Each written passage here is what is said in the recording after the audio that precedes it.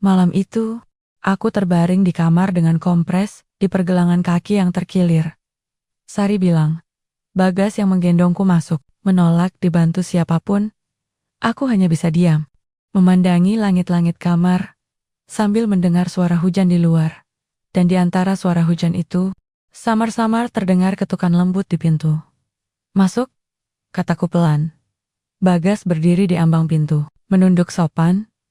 Saya hanya ingin memastikan ibu sudah minum obat. Sudah, terima kasih Bagas. Dia hendak pergi, tapi aku menahannya. Sebelum aku mulai cerita, tulis di kolom komentar ya, dari mana saja kalian menyimak kisah inspiratif ini. Jangan lupa untuk terus dukung channel aku, dengan cara tekan tombol like, subscribe, dan nyalakan loncengnya, agar tidak ketinggalan cerita-cerita menegangkan lainnya. Namaku Alia Santosa. Usiaku 35 tahun, dan aku tinggal di rumah yang terlalu besar untuk dihuni oleh satu hati yang sepi. Setiap pagi, aku bangun disambut suara burung di taman belakang. Bukan karena aku menikmati kicauannya, tapi karena itulah satu-satunya suara yang tersisa. Dulu, suara itu bercampur dengan tawa suamiku, Arman, yang selalu bercanda setiap kali kami sarapan di teras. Tapi sejak ia meninggal, 2 tahun lalu, semua berubah menjadi sunyi yang menyakitkan. Aku punya segalanya. Rumah 3 lantai, mobil mewah, bisnis properti, yang berjalan tanpa celah, dan orang-orang yang menyapaku dengan penuh hormat dimanapun aku pergi. Tapi tidak ada yang tahu. Setiap malam, aku hanya duduk di ruang keluarga, menatap kursi kosong di seberang meja, berharap seseorang masih duduk di sana. Mau saya buatkan teh hangat, Bu? Tanya Sari, asisten rumah tanggaku yang sudah 15 tahun bekerja padaku. Aku hanya tersenyum. Tidak usah Sari, aku cuma mau duduk sebentar. Dia mengangguk, lalu pergi. Hening lagi. Mataku menatap keluar jendela besar ruang tamu. Halaman belakangku yang luas kini tampak gersang. Rumputnya tak serata dulu. Beberapa tanaman mawar kering di tepinya. Padahal dulu, Arman yang merancang taman itu sendiri. Ia bilang, kalau nanti aku tak ada, taman ini yang akan menemanimu. Karena setiap bunga di sini, kutanam dengan cintaku. Tapi bunga-bunga itu kini layu. Dan aku merasa, barangkali cinta itu ikut terkubur bersamanya. Siang itu, aku duduk di beranda, sambil memandangi taman yang kehilangan warnanya. Entah kenapa, ada perasaan bersalah setiap kali melihat daun yang gugur, tanpa ada yang memungutnya. Rumah ini penuh kemewahan, tapi terasa tak hidup lagi. Tadi kepala taman bilang tukang kebun lama tidak bisa datang lagi, Bu. Dia sakit parah, kata Sari tiba-tiba dari balik pintu. Aku menoleh. Jadi siapa yang akan mengurus taman ini sekarang? Saya dengar dari kenalan di kompleks sebelah, ada seorang tukang kebun baru yang sedang mencari pekerjaan. Mau saya panggil besok pagi, Bu? Aku mengangguk pelan. Boleh, suruh dia datang saja. Malamnya, aku duduk di kursi rotan dekat jendela kamar. Dari sana, aku bisa melihat taman di bawah, diterangi lampu taman kekuningan. Hujan gerimis mulai turun, membasahi batu pijakan yang dulu sering kulewati bersama Arman setiap sore. Entah mengapa, malam itu aku berdoa lebih lama dari biasanya. Bukan untuk kekayaan, bukan untuk kejayaan bisnis. Aku hanya berdoa agar besok pagi ada sedikit kehidupan baru di rumah ini. Mungkin seseorang yang bisa membuat taman itu hidup kembali, atau setidaknya seseorang yang bisa membuat aku berhenti merasa sendirian. Setiap kali malam datang, aku tak tahu bahwa doa itu akan dijawab dengan cara yang tak pernah kuduga. Dan bahwa esok pagi, suara cangkul pertama yang kudengar akan menjadi awal dari kisah yang mengubah seluruh hidupku. Suara cangkul pertama yang kudengar pagi itu menjadi awal dari sesuatu yang tak pernah kuduga. Tentang logam yang menembus tanah. Basah itu seperti membangunkan bukan hanya taman, tapi juga hatiku yang lama tertidur. Aku menuruni tangga pelan. Masih memakai gaun tidur berwarna biru pucat. Dari jendela besar ruang tengah, kulihat sosok pria itu. Tinggi, kulitnya kecoklatan, rambutnya sedikit berantakan karena angin pagi. Gerakannya tenang, teratur, seolah setiap ayunan cangkul punya irama sendiri. Dia tidak tahu aku sedang memperhatikannya. Mataku terpaku pada cara dia menyentuh tanah, membetulkan batang bunga yang miring dengan begitu hati-hati, seolah sedang menyentuh sesuatu yang berharga. Aku belum pernah melihat seseorang bekerja sepelan itu, tapi sekaligus seindah itu. Bu, itu tukang kebun baru yang saya panggil kemarin, kata Sari pelan di belakangku. Aku sedikit terlonjak, lalu berpaling. Namanya? Siapa? Saya lupa tanya nama lengkapnya, Bu, tapi orang-orang panggil dia Bagas. Bagas. Nama yang sederhana, tapi entah kenapa, ketika ku dengar, ada sesuatu yang menenangkan di dadaku. Aku keluar ke halaman, angin pagi masih lembut, dan aroma tanah basah terasa menenangkan. Bagas menoleh ketika mendengar langkah kakiku. Dia langsung berdiri dan menunduk sopan. Selamat pagi, Bu. Sapanya pelan, suaranya rendah, hangat. Pagi. Kamu Bagas? Ya? Iya, Bu. Maaf. Saya langsung mulai bekerja. Taman ibu sayang sekali kalau dibiarkan terlalu lama. Aku tersenyum tipis.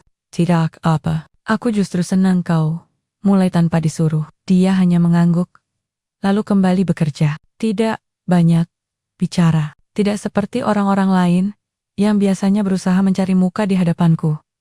Dan justru karena itulah, dia terasa berbeda. Jam berlalu tanpa terasa. Aku duduk di beranda, sambil memperhatikan dia bekerja.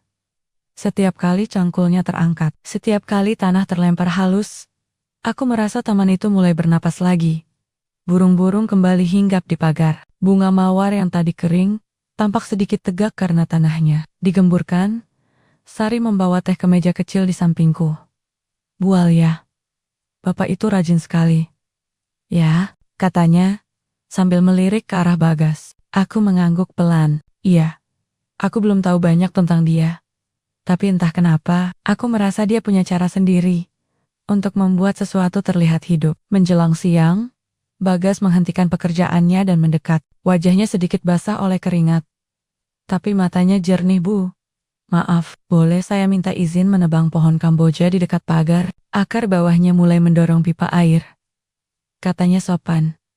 Aku menatap pohon itu. Pohon yang ditanam Arman bertahun-tahun lalu.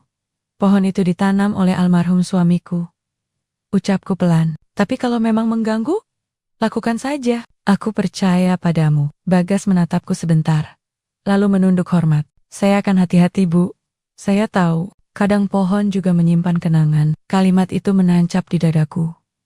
Aku menatapnya lama. Di balik kesederhanaannya, ada sesuatu yang membuatku merasa dilihat. Bukan sebagai janda kaya, tapi sebagai manusia yang pernah kehilangan. Sore menjelang, hujan turun ringan, membasahi dedaunan yang baru disiram. Bagas tetap bekerja di bawah gerimis, menutupi kepala dengan topi lusuhnya. Dari balik jendela, aku melihat punggungnya yang tegak, tangannya yang kuat, dan langkahnya yang tenang di antara bunga-bunga basah. Dan untuk pertama kalinya, sejak Arman meninggal, aku merasa rumah ini tidak sepenuhnya sunyi lagi. Entah mengapa, hanya dengan mendengar suara cangkulnya di pagi hari, aku merasa ditemani, seolah setiap dentuman tanah itu berbisik. Aku di sini. Sudah seminggu Bagas bekerja di rumahku. Dalam waktu sesingkat itu, taman yang dulu gersang mulai menampakkan warna. Rumput kembali hijau, mawar yang sempat layu mulai merekah. Bahkan kolam kecil di sisi barat, yang dulu kusangka tak bisa diperbaiki, kini jernih kembali. Setiap pagi, aku duduk di beranda, menatapnya, bekerja. Kadang, tanpa sadar, aku menyiapkan teh hangat untuknya. Bukan sebagai majikan, tapi sebagai aku sendiri yang ingin berbuat sesuatu kecil untuk seseorang yang membuat rumah ini hidup lagi. Hari itu, saat matahari mulai naik, aku membawa 2 cangkir teh ke taman belakang. Bagas terkejut melihatku datang. Bu, saya bisa buatkan sendiri kalau ibu mau. Tidak perlu repot, katanya canggung. Aku tersenyum. Tidak apa, aku hanya ingin menghirup udara pagi di sini. Boleh aku duduk sebentar? Dia mengangguk pelan. Aku duduk di kursi kayu, di bawah pohon Kamboja, yang kini tak lagi terlalu rimbun. Suasana hening, hanya ada suara serangga kecil dan air yang menetes dari daun ke rumput.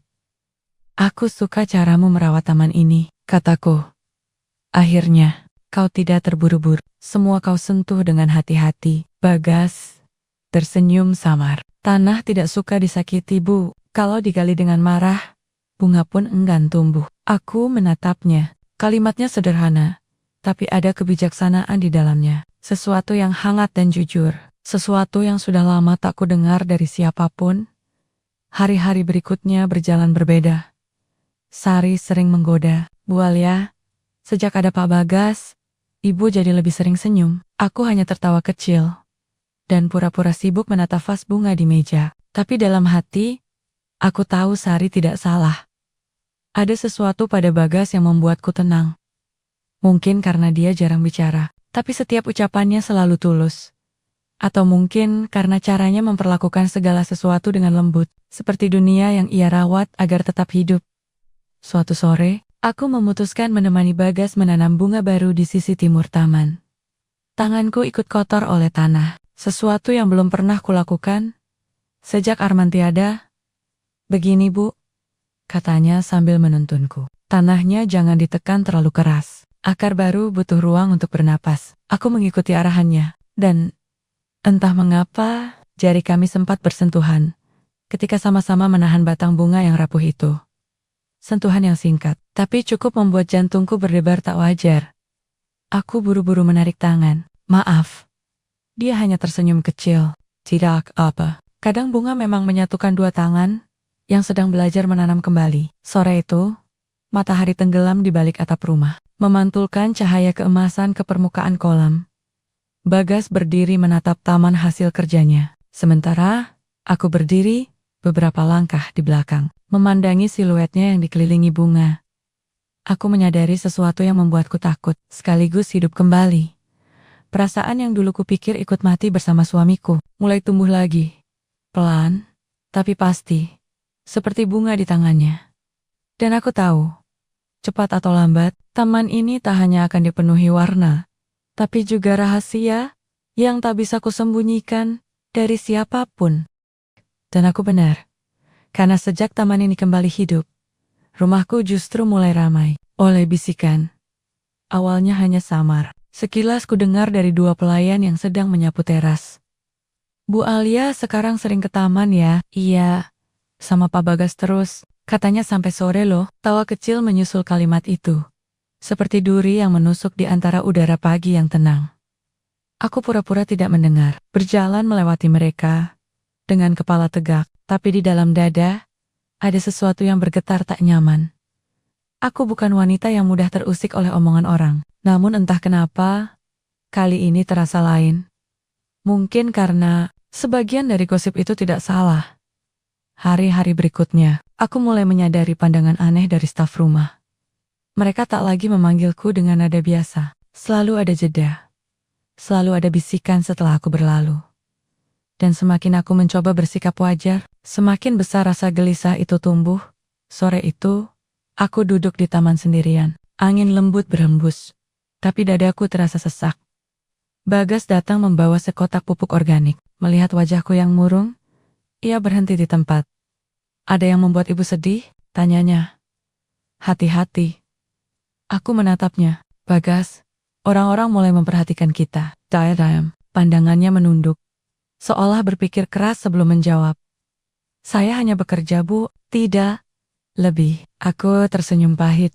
Aku tahu. Tapi kadang, dunia suka melihat apa yang ingin mereka lihat, bukan yang sebenarnya terjadi. Dia tak menanggapi, hanya memandangi tanah di bawah kakinya, lalu berbisik. Kalau begitu, biarkan saja mereka bicara. Tanah tetap tumbuh walau diinjak. Aku menendek. Kalimatnya sederhana, tapi entah kenapa, membuat mataku panas.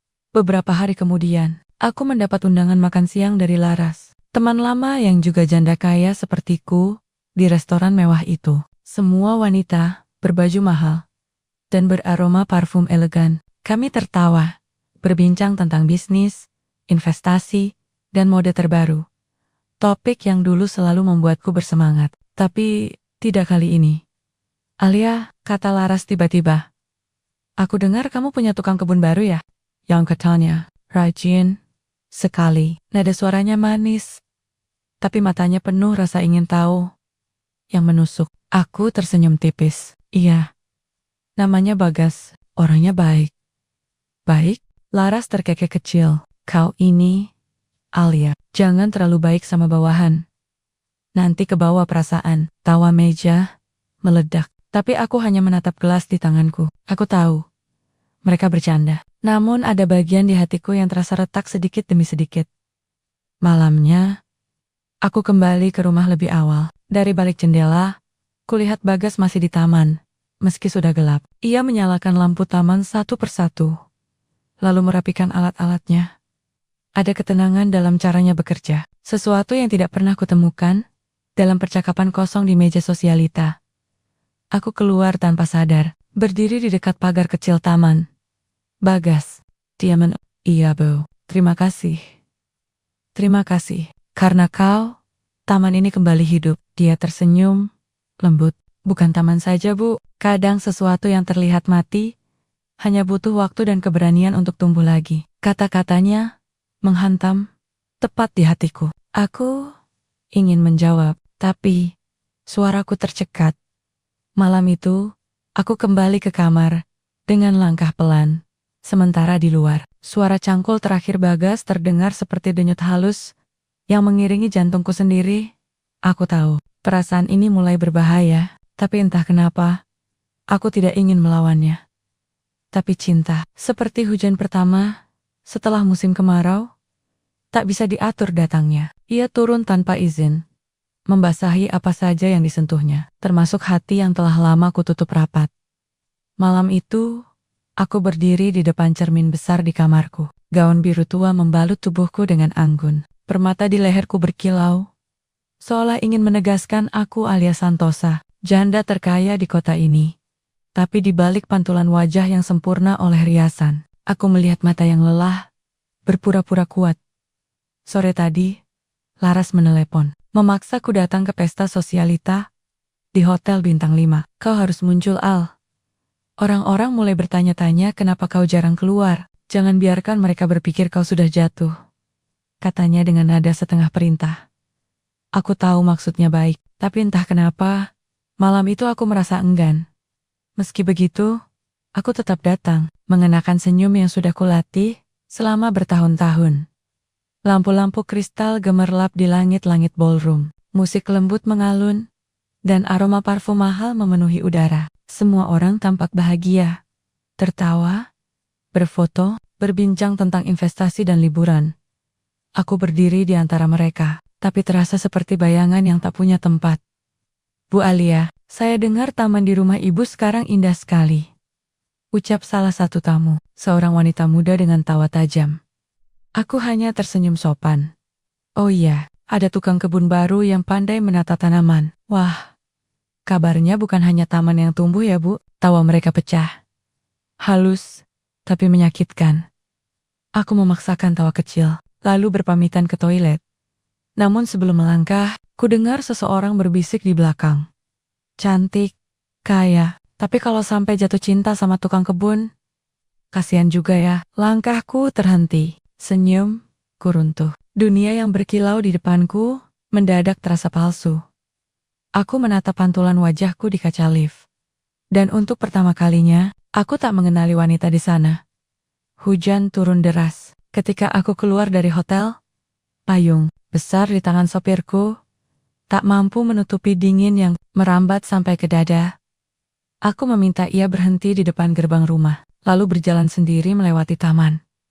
Langit gelap, lampu taman memantulkan cahaya lembut di genangan air. Dan di tengah hujan itu, aku melihat Bagas masih bekerja, meski tubuhnya basah kuyup. Bagas, seruku, separuh terkejut, separuh lega.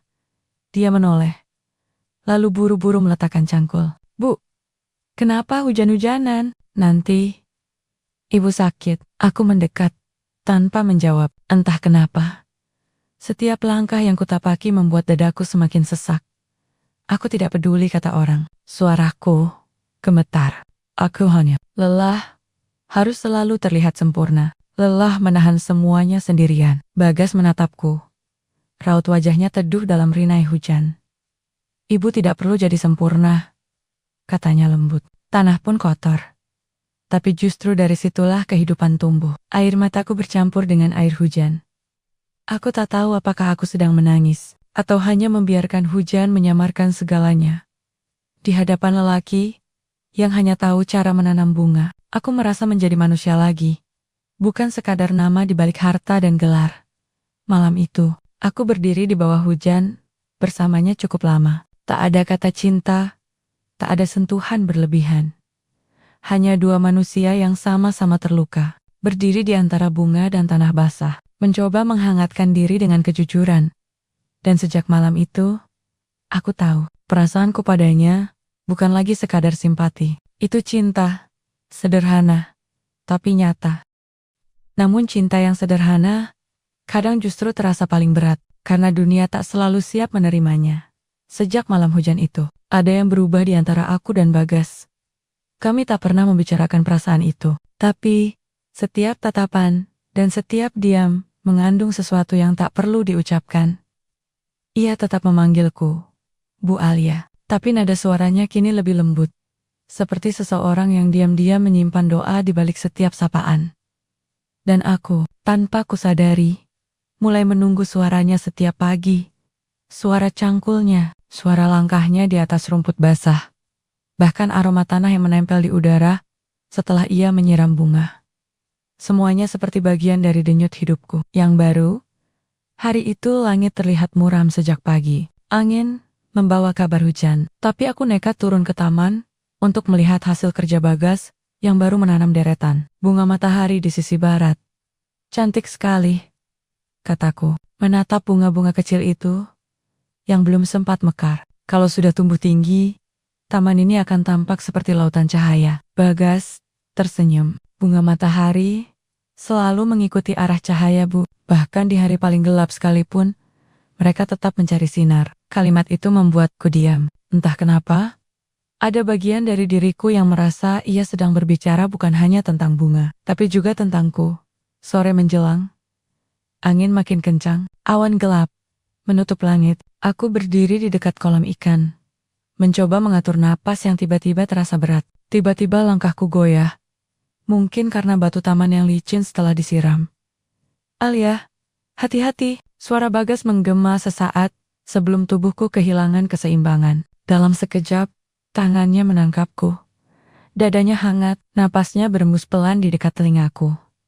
Beberapa detik itu terasa begitu lama. Hujan mulai turun rintik-rintik, membasahi rambutku, tapi aku tak bisa melepaskan pandangan dari matanya. Ada ketulusan di sana, tanpa pamrih, tanpa keberanian yang berlebihan, hanya kasih yang begitu jujur. Aku baik-baik saja, bisikku pelan. Bagas menatapku serius. Tidak, Bu, Ibu tidak baik. Ibu terlalu menahan segalanya sendirian, kata-katanya menembus pertahananku. Aku ingin menjawab, tapi suaraku hilang, terbenam dalam detik yang terasa seperti antara mimpi dan nyata. Malam itu, aku terbaring di kamar dengan kompres di pergelangan kaki yang terkilir. Sari bilang, Bagas yang menggendongku masuk, menolak dibantu siapapun. Aku hanya bisa diam, memandangi langit-langit kamar, sambil mendengar suara hujan di luar. Dan di antara suara hujan itu, samar-samar terdengar ketukan lembut di pintu.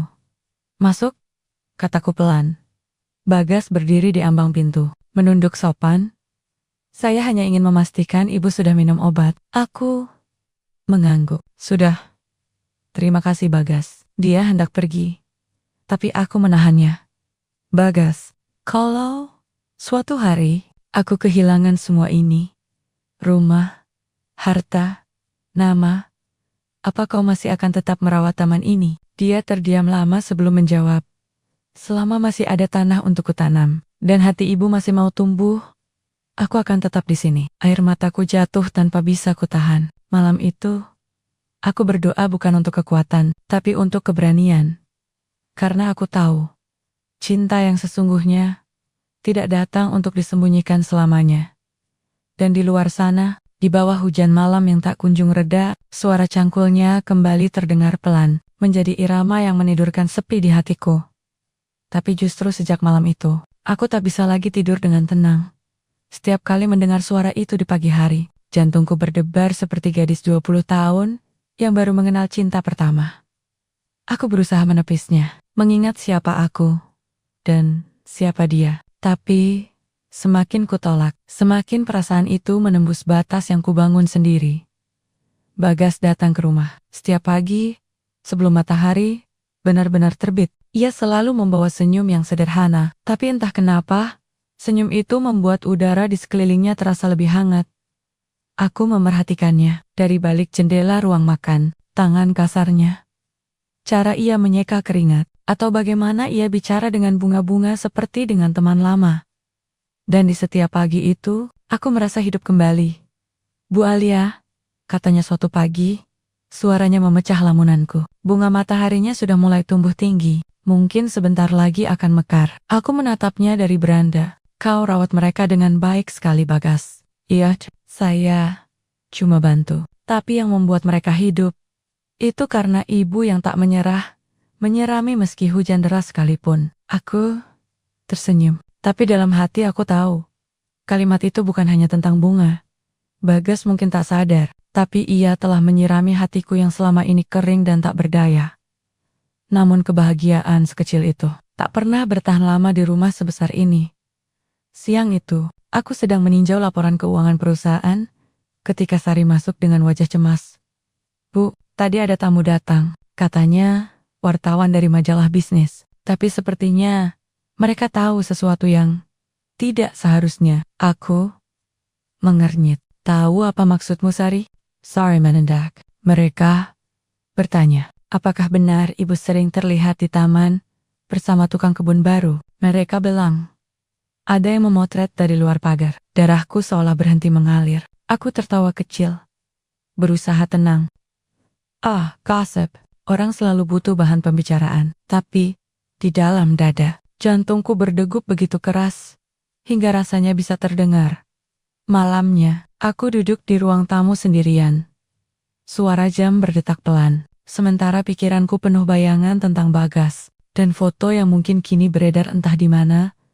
Kalau dunia tahu, apa mereka akan mengerti? Gumam, kulirih, atau mereka hanya akan tertawa melihat seorang janda kaya jatuh cinta pada tukang kebunnya. Suara langkah lembut terdengar mendekat. Bu Alia, suara Bagas muncul dari arah taman. Saya dengar ada orang yang motret tadi siang. Saya minta maaf kalau itu bikin masalah. Aku memandangnya lama, dan di wajahnya ada ketulusan yang membuat pertahananku runtuh. Bukan salahmu, Bagas. Salahku, karena aku membiarkan hatiku tumbuh di tempat yang salah. Ia menatapku dalam-dalam. Kalau cinta salah hanya karena orang memandang rendah, berarti dunia ini terlalu buta, Bu. Air mataku menetes tanpa bisa kutahan. Aku tahu, aku tak boleh lagi membiarkan perasaan ini tumbuh. Tapi bagaimana mungkin?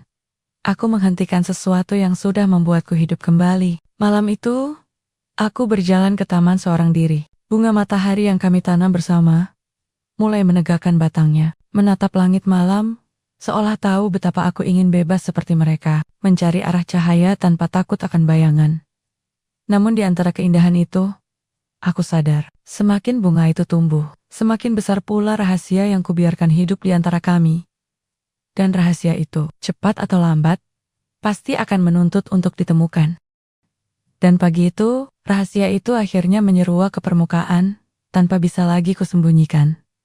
Sari masuk ke kamar dengan wajah pucat dan tangan gemetar, sambil membawa ponsel. Bu, sebaiknya ibu lihat ini sendiri, katanya lirih. Aku mengambil ponselnya di layar. Terpampang tajuk besar di sebuah portal gosip online. Janda terkaya di kota, terlihat mesra dengan tukang kebun pribadi. Di bawahnya, ada foto aku dan Bagas. Aku sedang duduk di bangku taman, tertawa, sementara Bagas menatapku dengan senyum yang begitu tulus. Dalam sekejap, tubuhku terasa dingin, seolah seluruh dunia menertawakan kebahagiaan kecil yang selama ini kujaga rapat-rapat. Telepon mulai berdatangan tanpa henti, dari kolega bisnis, teman arisan, bahkan adik iparku. Semuanya menanyakan hal yang sama dengan nada berbeda. Benarkah, Kak? Masa iya seorang Alia Santosa jatuh cinta pada tukang kebun? Beberapa bahkan tertawa kecil sebelum menutup telepon, seolah Aku bahan lelucon baru di kota ini. Aku hanya duduk diam, menatap bunga matahari di luar jendela. Mereka mulai mekar satu persatu.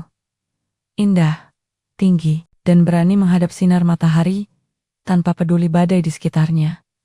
Tapi aku malah bersembunyi di balik tirai. Ketakutan menghadapi pandangan dunia. Siang itu, Bagas datang seperti biasa, tapi langkahnya kali ini berat, ragu, penuh canggung. Ia berhenti di halaman, tak berani menatap ke arah rumah. Aku keluar dari pintu belakang, berjalan pelan menghampirinya. Bagas, suaraku hampir tak terdengar. Ia menunduk, menatap tanah. Saya minta maaf, Bu, karena kehadiran saya malah bikin Ibu jadi bahan omongan orang. Aku menggeleng cepat.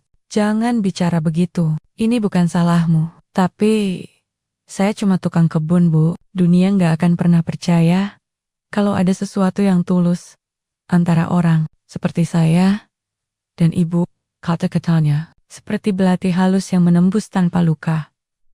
Aku ingin berkata bahwa aku tak peduli dengan dunia, bahwa hanya kebahagiaan sederhana bersamanya yang kuinginkan. Tapi saat membuka mulut, air mata lebih dulu jatuh.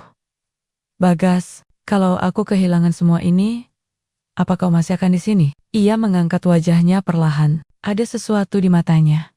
Keteguhan yang jarang kulihat. Bahkan pada lelaki yang pernah menemaniku bertahun-tahun. Selama masih ada tanah yang bisa saya rawat, saya nggak akan pergi, Bu. Namun dunia tak semudah itu. Sore harinya, manajer perusahaanku datang dengan wajah tegang. Bu Alia, mohon maaf, tapi beberapa investor mulai mempertanyakan berita yang beredar. Mereka menganggap reputasi perusahaan bisa terganggu. Aku menatap langit senja yang mulai kemerahan. Rasanya seperti ditampar oleh kenyataan bahwa cinta yang tulus sekalipun bisa dianggap noda hanya karena ia tumbuh di tempat yang tak semestinya. Malam turun, aku berdiri di depan jendela kamar, memandangi taman yang kini sunyi. Tak ada suara cangkul, tak ada langkah kaki Bagas. Ia tidak datang sore tadi. Mungkin ia tahu, kehadirannya kini hanya akan membuat hidupku lebih sulit. Tapi anehnya, di tengah keheningan itu, aku justru merasa kehilangan yang jauh lebih besar dari sekadar reputasi atau bisnis acuh kehilangan. Satu-satunya alasan untuk tersenyum setiap pagi, aku menutup mata, menahan tangis yang akhirnya tak bisa kubendung. Bagas, bisikku, di antara air mata. Kalau cinta ini salah, semoga Tuhan sendiri yang memaafkannya. Namun, aku tak tahu. Di luar sana, di balik pagar rumahku yang tinggi, Bagas berdiri dalam hujan, memandangi jendela kamarku yang terang. Tangannya menggenggam seikat bunga matahari yang ia tanam sendiri. Dan di matanya ada tekad yang baru.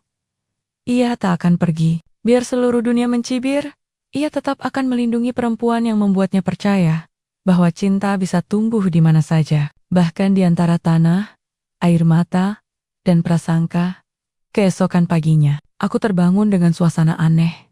Suara cangkul yang biasanya terdengar sejak fajar, kini lenyap.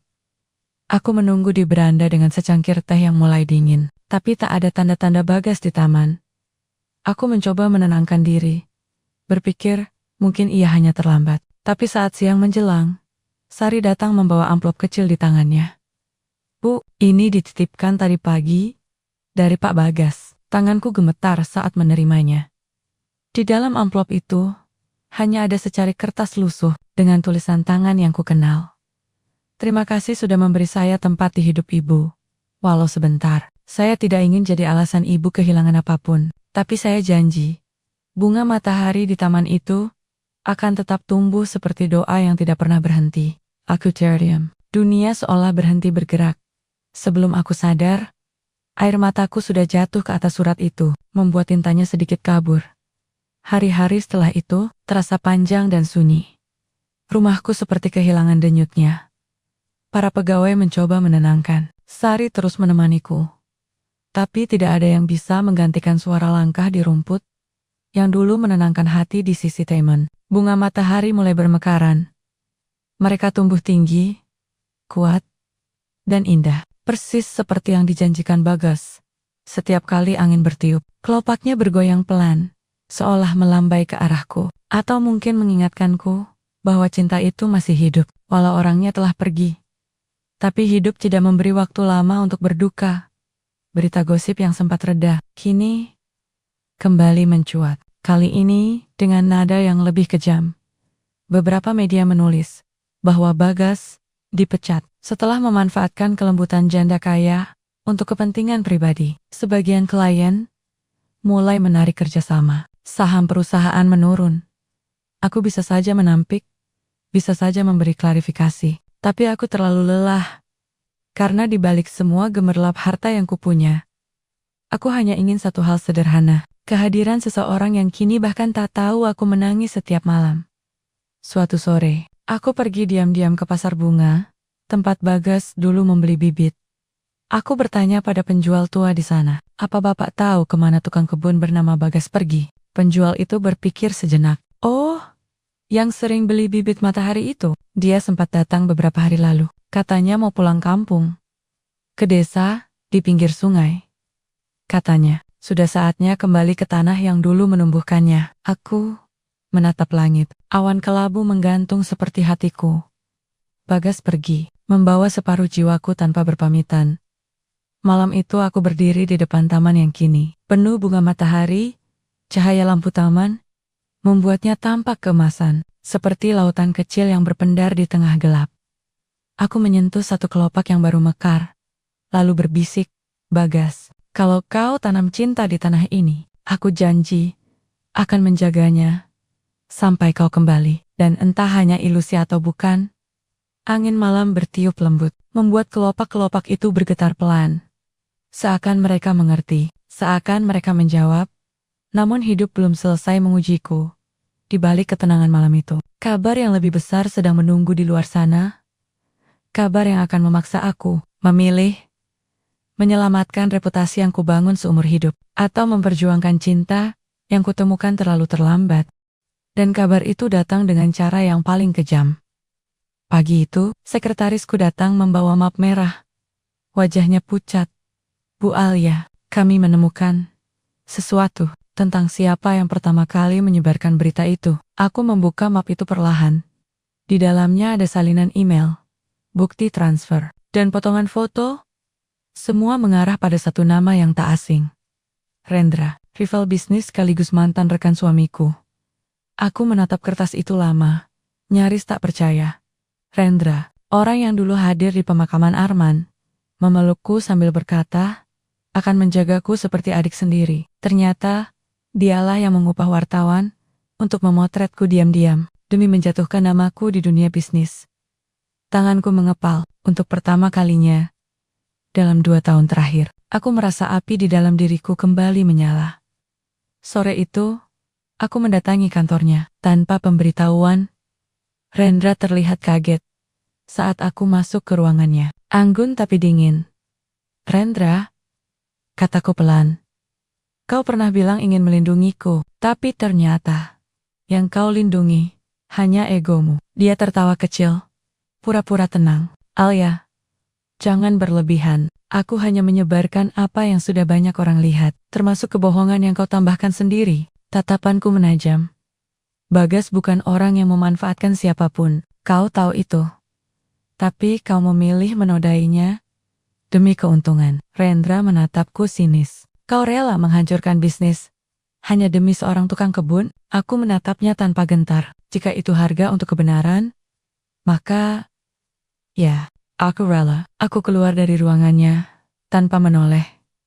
Untuk pertama kalinya, aku tak takut kehilangan apapun lagi, karena aku sudah kehilangan yang paling berharga.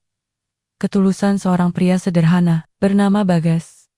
Malam itu, aku mengambil keputusan besar. Aku menitipkan perusahaan pada kepercayaanku, menyuruh Sari menyiapkan koper, dan memesan tiket ke kota kecil di pinggir sungai, tempat Bagas terakhir kali disebut Sorry Turkjet. Bu, apa ibu yakin ibu meninggalkan semuanya? Aku tersenyum samar. Sari, harta bisa kucari lagi, tapi hati yang tenang hanya tumbuh kalau kita menemukannya di tempat yang benar. Perjalanan menuju desa itu panjang dan melelahkan. Jalanan sempit, tanah basah, dan udara yang beraroma lumpur. Tapi di setiap langkah, hatiku terasa lebih ringan, seolah aku sedang berjalan kembali ke arah yang seharusnya. Ketika mobil berhenti di depan ladang luas, dengan deretan pohon pisang dan sawah hijau, seorang anak kecil menunjuk ke arah gubuk di tepi sungai. Kalau yang suka nanam bunga matahari, rumahnya di sana. Tante, aku menatap arah yang ditunjuknya. Dan di kejauhan, aku melihatnya. Sedang mencangkul tanah, tubuhnya dibasahi matahari sore, baju lusuhnya menempel di kulit. Setiap gerakannya sederhana, tapi bagiku, indah. Sama seperti dulu, seperti suara cangkul yang dulu jadi pengantar malamku. Aku berdiri di ujung jalan tanah itu, memanggil pelan. Ia berhenti. Kepalanya terangkat pelan, matanya membulat. Tak percaya? Alia, aku melangkah mendekat, menahan air mata yang hampir tumpah. Kau pikir aku akan membiarkan dunia memisahkan kita begitu saja? Bagas menatapku lama, bibirnya bergetar menahan kata. Saya cuma ingin ibu bahagia. Meski tanpa saya, aku menggeleng. Mendekat satu langkah lagi, aku tidak bahagia. Tanpa kamu, angin sore bertiup lembut, membawa wangi tanah basah dan sisa matahari. Dan di antara semua kesunyian itu, aku akhirnya berani menggenggam tangannya. Tangan kasar yang dulu hanya menyentuh bunga, kini menggenggam hatiku dengan penuh hormat. Aku tahu perjalanan kami belum selesai. Masih ada dunia di luar sana yang siap menertawakan, menghakimi, dan menjatuhkan. Tapi kali ini, aku tidak akan lari. Karena untuk pertama kalinya dalam hidupku, aku memilih bukan dengan logika, tapi dengan hati. Dan saat matahari mulai terbenam di balik ladang, aku berbisik pelan. Bagas, izinkan aku tinggal di sini, biar aku yang menyiram bunga matahari kali ini. Begitu kalimat itu keluar dari bibirku, dunia seolah berhenti berputar. Hanya ada kami, dua manusia yang menolak menyerah pada takdir. Bagas menatapku lama, seolah tak yakin dengan apa yang baru ia dengar ibu. Maksudnya, tinggal di sini, suaranya bergetar. Aku mengangguk pelan, menatap matanya dengan mantap. Tidak ada yang bisa kutinggalkan lagi di sana. Bagas, rumah besar itu hanya kosong tanpa kehadiranmu. Ia menggeleng cepat. Langkahnya mundur sedikit. Tapi tempat ini bukan untuk orang seperti ibu. Rumahnya kecil. Tanahnya keras. Airnya kadang keruh. Ibu bisa sakit di sini. Aku tersenyum tipis. Kalau aku pernah hidup dalam kesepian yang lebih keruh dari air sungai. Bagas. Aku tidak takut. Bagas terdiam. Menunduk. Ada sesuatu di wajahnya. Bukan senang, tapi seperti beban yang selama ini ia sembunyikan.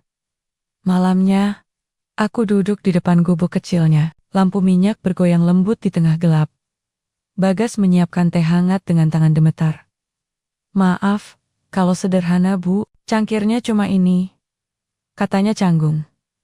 Aku menerima teh itu. Tersenyum. Justru ini yang kurindukan. Kesederhanaan yang membuat segalanya terasa nyata. Kami time lama, hanya suara jangkrik dan gemericik sungai yang terdengar. Lalu tiba, Bagas berkata pelan. Alia, sebelum ibu benar-benar memutuskan tinggal di sini, ada sesuatu yang harus saya katakan. Aku menatapnya. APA, Bagas menarik napas panjang. Saya, sebenarnya, bukan hanya tukang kebun biasa. Aku menatapnya tak mengerti. Maksudmu? Ia menatap jauh ke arah sawah. Matanya berkilat dalam redup lampu. Dulu saya pernah bekerja di perusahaan suami ibu, bukan di bagian kebun, tapi di proyek pembangunan perumahan. Saya dive karena dituduh mencuri dana operasional. Ia menunduk, suaranya bergetar. Padahal, saya tidak melakukannya. Tapi saat itu, orang-orang memilih percaya pada bukti palsu. Saya diusir, nama saya hancur. Sampai akhirnya, saya memilih jadi tukang kebun, agar bisa tetap dekat dengan tanah. Satu-satunya hal yang tidak pernah mengkhianati saya. Aku terdiam. Dadaku sesak, dan kau tidak pernah mencoba membela diri? Saya sempat mencoba, katanya pelan. Tapi waktu itu, yang menandatangani laporan pemecatan saya, adalah Pak Arman sendiri. Aku menutup mulut, terkejut.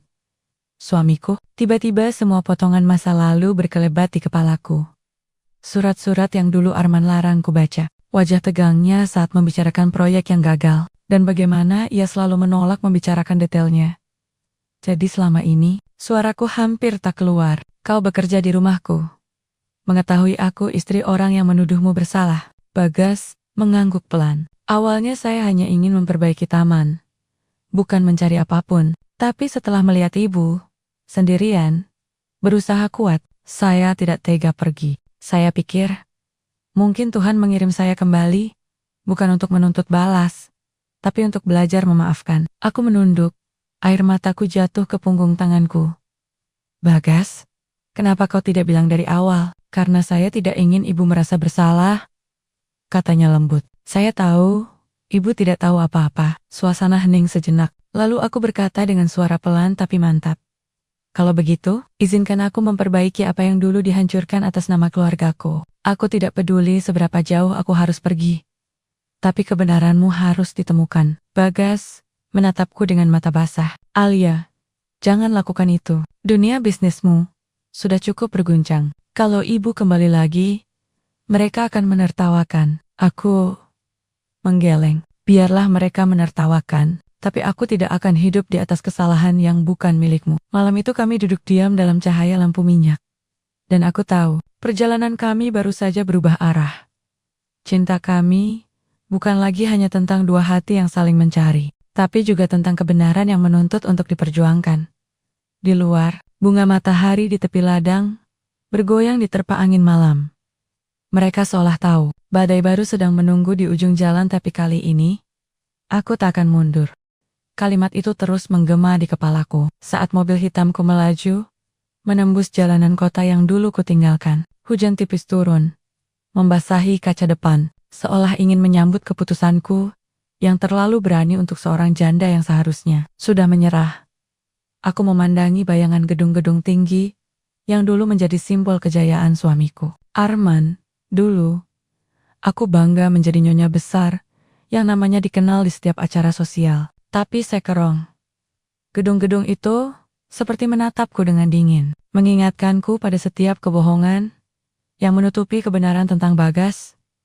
Aku menarik napas dalam. Aku datang bukan sebagai istri mendiang Arman, tapi sebagai Alia yang ingin tahu kebenaran. Gumamku pada diri sendiri. Begitu mobil berhenti di depan kantor lama Arman, langkahku terasa berat. Semua orang menatapku dengan campuran rasa kaget dan kagum. Bu Alia, sapa seorang resepsionis dengan suara gugup. Kami tidak menyangka ibu akan datang. Aku tersenyum sopan. Aku juga tidak menyangka akan kembali. Aku melangkah menuju ruangan yang dulu sering kudatangi hanya untuk membawa makan siang atau menitipkan jaket Arman. Tapi kini rasanya asing. Udara ruangan itu dingin, tapi bukan karena pendingin udara, melainkan karena kenangan. Di atas meja, masih tergantung potret besar Arman, tersenyum dengan jas hitam kebanggaannya. Aku memandanginya lama. Kau menutupi sesuatu. Ya Man, bisikku. Entah kenapa, aku bisa merasakan bahwa di balik senyum foto itu, ada rahasia besar yang selama ini terkubur. Aku menemui Pak Rendra, sahabat lama Arman, sekaligus mitra bisnis yang kini memimpin perusahaan. Ia menyambutku dengan ramah, tapi ada sesuatu di matanya, sesuatu yang sulit dijelaskan.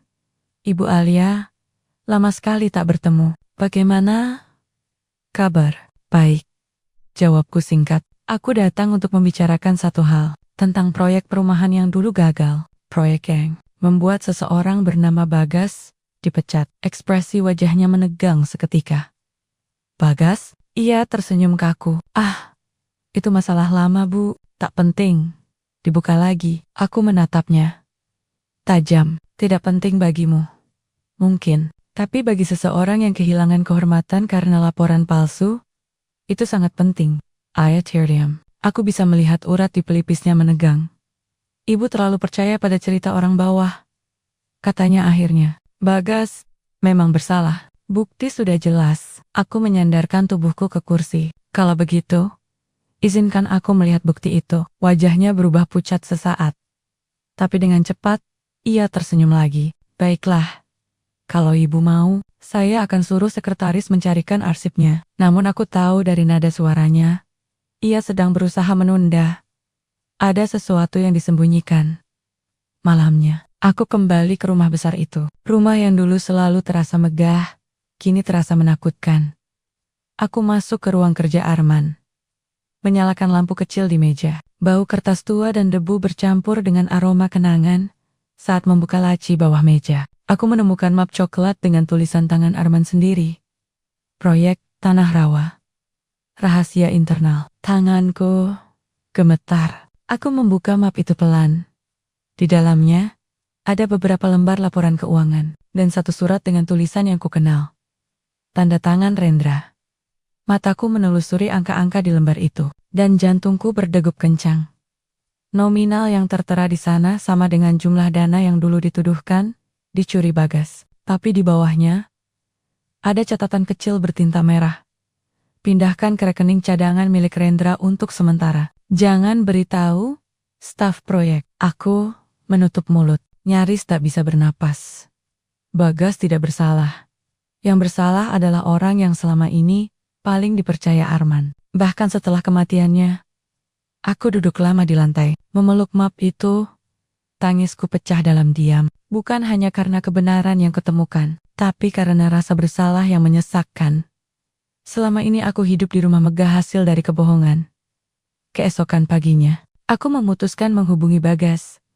Tapi sebelum sempat mengangkat ponsel, ada suara ketukan keras di pintu. Saat kubuka, Rendra berdiri di depan. Dengan senyum yang sama seperti dulu, tapi kini terasa asing dan menakutkan. Bu Alia, katanya pelan tapi tegas, kita perlu bicara tentang sesuatu yang tidak seharusnya ibu temukan. Aku menatapnya, menggenggam map coklat itu erat di belakang tubuhku. Dalam hatiku, aku tahu, pertempuran sesungguhnya baru dimulai. Dan kali ini, lawanku bukan orang asing, melainkan seseorang yang pernah makan di meja yang sama denganku. Rendra menatapku dengan senyum yang dipaksakan.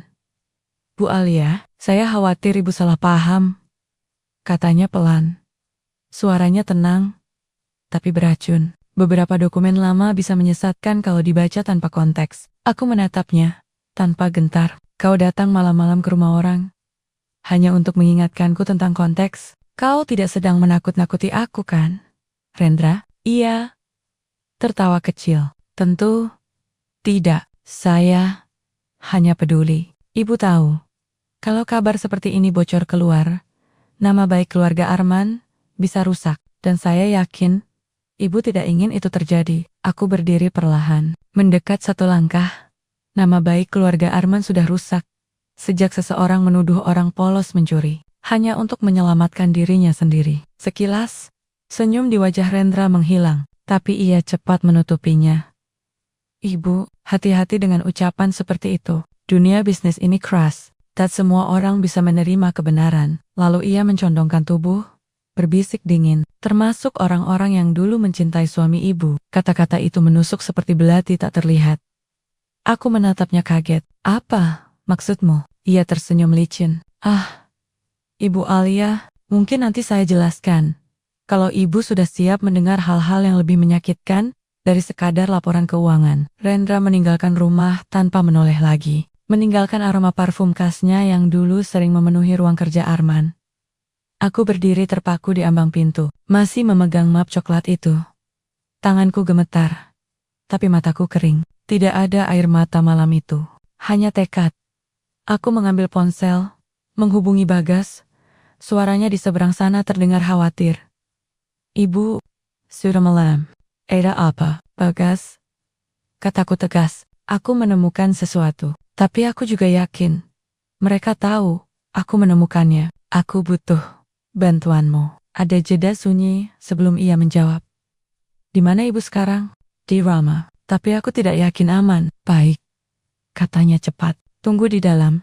Jangan buka pintu untuk siapapun. Saya akan ke sana. Sekitar 1 jam kemudian, aku mendengar suara langkah di halaman. Aku menatap dari jendela. Itu Bagas, membawa jas hujan yang masih meneteskan air. Begitu ia masuk, aku langsung menyerahkan map coklat itu.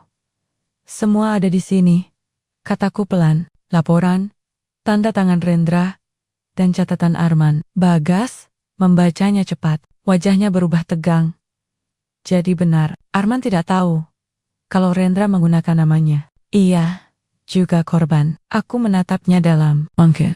Tapi, sekarang yang jadi target justru aku. Bagas menatapku penuh khawatir. Ibu, harus hati-hati. Rendra bukan orang biasa. Ia punya koneksi besar. Aku menarik napas panjang. Aku tidak takut koneksi. Aku hanya takut kalau kebenaran ini mati bersamaku. Tiba-tiba, suara kaca pecah terdengar dari belakang rumah. Aku menjerit kecil, dan Bagas segera berlari ke arah dapur. Kami tidak menemukan siapapun. Hanya batu kecil dengan secari kertas melilit di sekelilingnya. Bagas membuka gulungan kertas itu. Perlahan, tulisan tangan rapi, tapi dingin. Berhentilah menggali masa lalu, Bu Alia. Sebelum masa lalu yang lain ikut terbuka, aku menatap Bagas dengan wajah pucat. Mereka tahu aku sendirian malam ini. Bagas meremas kertas itu dengan marah. Saya tidak akan biarkan mereka mengancam ibu. Mulai malam ini, saya tinggal di sini. Aku ingin menolak, tapi suaraku tercekat. Mungkin untuk pertama kalinya, aku merasa aman. Bukan karena dinding rumah besar ini, tapi karena kehadirannya. Malam itu kami berdua duduk di ruang tamu. Cahaya lampu redup memantulkan bayangan di dinding. Bagas memperbaiki bingkai. Foto Arman yang retak terkena pecahan kaca. Aneh ya, katanya lirih. Bapakmu dulu menanam bunga matahari di sini juga, tapi semuanya mati sebelum sempat mekar. Aku tersenyum tipis. Mungkin karena tak ada yang merawatnya dengan cinta seperti kau, Bagas. Ia menatapku lama. Alia, kalau nanti situasinya memburuk, jangan khawatirkan saya. Yang penting, ibu selamat. Aku menatap balik dengan mata berkaca-kaca. Jangan panggil aku ibu lagi. Aku tidak ingin ada jarak di antara kita. Apalagi setelah semua yang terjadi. Hening. Sejenak, hanya detak jam dinding yang terdengar. Bagas menatapku dengan tatapan yang dalam. Tatapan yang hangat, tapi menyakitkan. Karena terlalu jujur. Baiklah, Alia, katanya perlahan. Kalau begitu, mulai malam ini, aku akan melindungimu. Apapun yang terjadi. Dan, entah kenapa, malam itu, untuk pertama kalinya, dalam waktu yang lama, aku bisa memejamkan mata dengan tenang. Tapi di luar sana, di balik gelap taman dan suara hujan yang belum reda, seseorang sedang memantau dari jauh, dengan kamera kecil, dan senyum tipis, di balik kegelapan. Dan malam itu, tanpa aku sadari, hidupku mulai diputar kembali ke masa lalu, yang lebih kelam dari yang pernah kubayangkan. Keesokan paginya, aku terbangun oleh suara dering ponsel. Nomor tak dikenal. Halo, tak ada jawaban. Hanya suara napas, lalu sebuah bisikan pelan. Kalau kau terus mencari, kau akan kehilangan lebih dari yang sudah hilang. Aku langsung memutus panggilan itu. Jantungku berdetak cepat. Bagas yang baru keluar dari kamar tamu, menatapku khawatir. Telepon dari siapa? Aku menggeleng. Tidak tahu. Tapi, Naranaya mengganggu. Bagas mendekat. Mencoba menenangkan. Aku janji. Siapapun mereka, tidak akan menyentuhmu. Aku mengangguk pelan, meski hatiku tahu. Ancaman itu bukan sekadar kata-kata. Hari itu, kami memutuskan untuk pergi ke rumah lama Rendra, di pinggiran kota. Informasi dari seorang mantan staf memberitahu bahwa ada gudang penyimpanan lama yang mungkin masih menyimpan arsip proyek tanah rawa. Udara terasa panas dan lembab saat kami tiba. Gudangnya tua, berdebu, dan sebagian atapnya runtuh. Bagas menyalakan senter, sementara aku mengikuti di belakang. Alia, hati-hati, lantainya rapuh, katanya. Kami mulai membuka kotak demi kotak. Sebagian berisi laporan keuangan lama, sebagian lagi foto proyek yang belum selesai. Sampai akhirnya, di bawah tumpukan map usang, kami menemukan satu berkas yang disegel dengan lak merah. Di depannya tertulis, kontrak khusus, Arman dan investor rahasia. Aku menatap tulisan itu lama. Tangan gemetar. Investor rahasia? Siapa? Bagas membuka segelnya perlahan. Lembar pertama berisi perjanjian transfer tanah ke sebuah nama asing. Dewi Anindya Prameswari. Aku membaca cepat, lalu membeku. Dewi. Nama itu ku tahu betul. Ia wanita yang dulu sering datang ke rumah, mengaku sahabat lama Arman. Pengusaha sukses dari luar negeri. Senyumnya selalu lembut, tapi ada sesuatu yang membuatku tidak nyaman setiap kali ia menatap Arman. Alia, suara Bagas pelan. Nama ini, kau kin. Aku menelan ludah. Ya.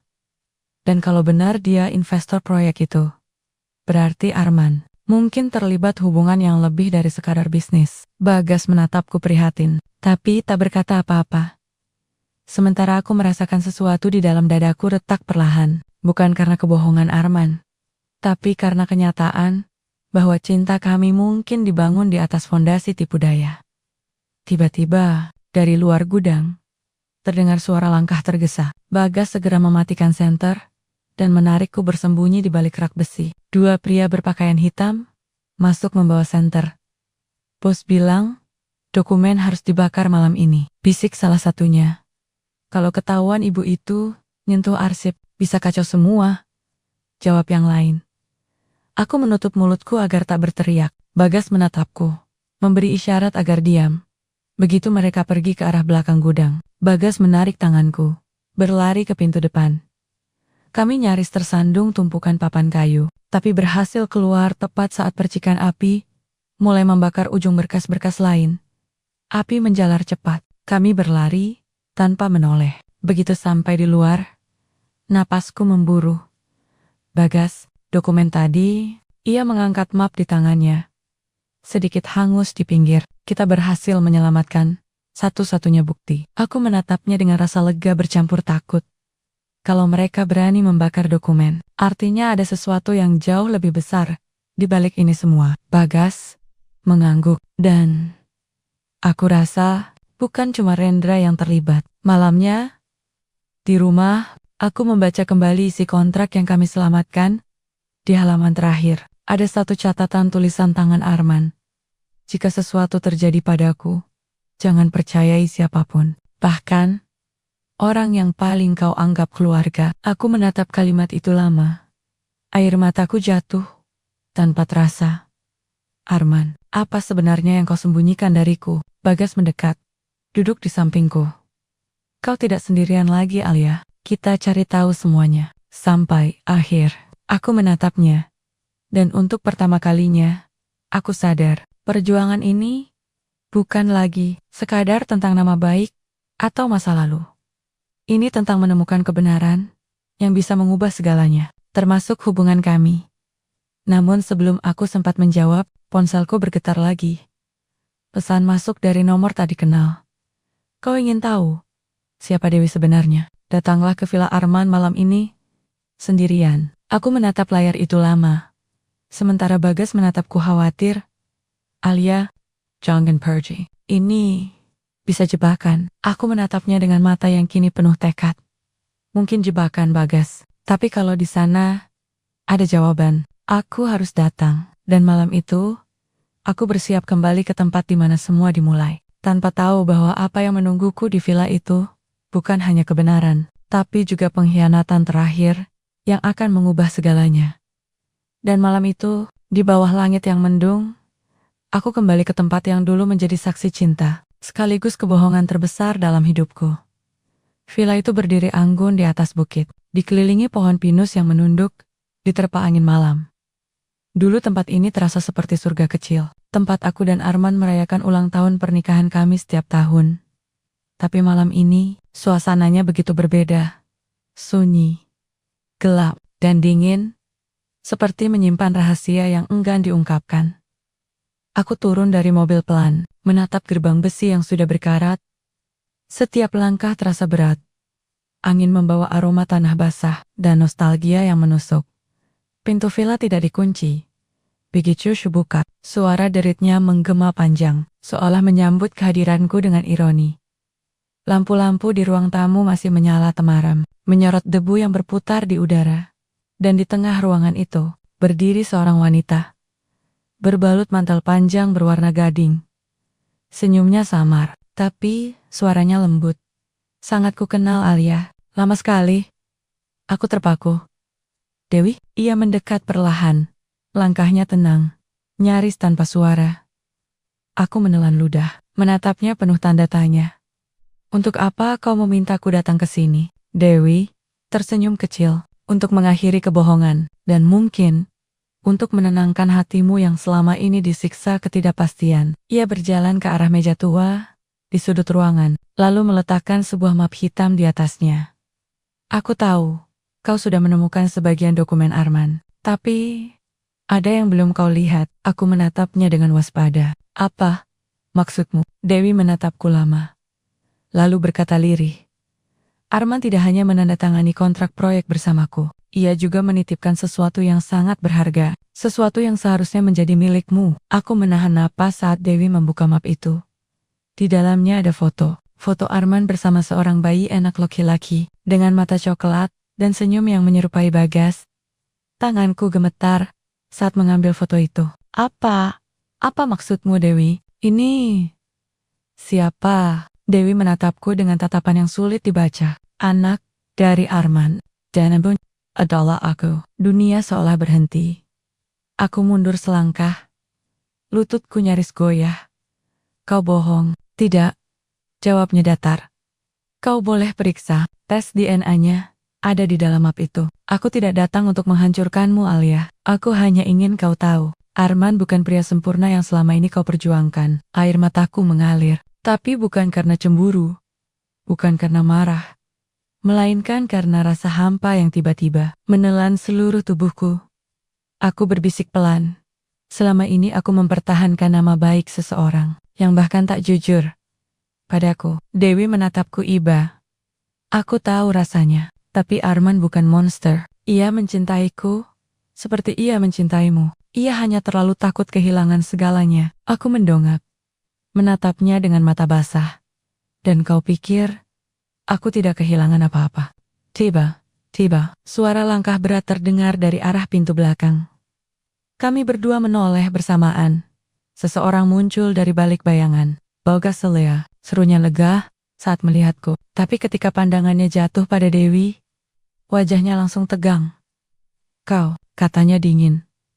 Aku menatap mereka bergantian. Kalian saling kenal? Dewi menunduk pelan.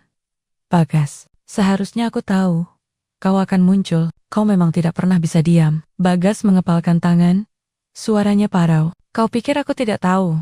Semua ini akan keluar suatu hari nanti. Aku hanya tidak ingin Alia tahu dengan cara seperti ini. Aku menatapnya terkejut. Bagas, kau tahu tentang anak ini? Ia mengangguk perlahan. Aku tahu. Sejak lama, aku menemukan catatannya saat masih bekerja di proyek itu. Tapi aku tak punya keberanian memberitahumu. Air mataku jatuh lagi. Tapi kali ini lebih dalam. Lebih menyakitkan. Jadi semua orang di sekitarku menyembunyikan sesuatu dariku. Suamiku, sahabatku, bahkan orang yang aku percayai sekarang. Bagas mendekat. Suaranya bergetar. Alia, dengar dulu. Tidak, Bagas. Potongku keras. Aku sudah mendengar cukup banyak kebohongan untuk seumur hidup. Aku berjalan menuju pintu. Tapi langkahku terhenti saat Dewi berkata pelan. Kalau kau pergi malam ini, kau tak akan pernah tahu rahasia terakhir Arman. Dan kenapa semua ini terjadi? Aku berhenti, menatapnya dari balik bahuku. Rahasia apa lagi yang tersisa? Dewi memandangku dalam, lalu berkata lirih. Arman meninggalkan surat terakhir. Untukmu. Tapi ia menitipkannya pada Bagas. Aku menoleh perlahan, menatap Bagas yang kini menunduk. Menatap lantai seolah ingin menghilang. Benarkah itu? Tanyaku dengan suara nyaris berbisik. Ia tak menjawab, dan dalam diam itu, aku tahu, kebenaran terakhir belum sepenuhnya terungkap. Malam itu, di tengah villa yang diterangi cahaya redup, aku berdiri di antara dua dunia. Masa lalu yang penuh rahasia, dan masa depan yang terancam hancur karena cinta yang salah waktu. Dan kali ini, aku tahu, keputusan apapun yang kuambil, tidak akan ada jalan untuk kembali. Dan kali ini, aku tahu, keputusan apapun yang kuambil, tidak akan ada jalan untuk kembali. Aku menatap Bagas yang masih menunduk. Kedua tangannya gemetar halus. Keheningan terasa menyesakkan. Hanya terdengar suara hujan yang mulai turun di luar jendela villa. Aku tanya sekali lagi. Bagas, suaraku nyaris tak terdengar. Tapi penuh tekanan. Benarkah Arman menitipkan surat untukku? Padamu? Bagas mengangkat wajah perlahan. Matanya basah namun tegas. Iya, Alia. dan aku sudah menyimpannya terlalu lama. Ia memasukkan tangannya ke dalam saku jaket, lalu mengeluarkan amplop coklat yang sudah kusam di tepinya. Tulisan tangan Arman masih jelas, miring, rapi, dan begitu ku kenal. Kenapa kau tidak memberikannya lebih cepat? Suaraku bergetar. Bagas menatapku lekat. Karena aku takut surat ini akan menghancurkanmu. Tanganku gemetar saat menerima amplop itu. Aku menatap nama untuk Alia yang tertulis di depannya, dan seolah seluruh kenangan pernikahanku kembali menamparku satu persatu. Hari penuh tawa, janji-janji yang kubangun di atas kepercayaan, dan hanya tersisa abu.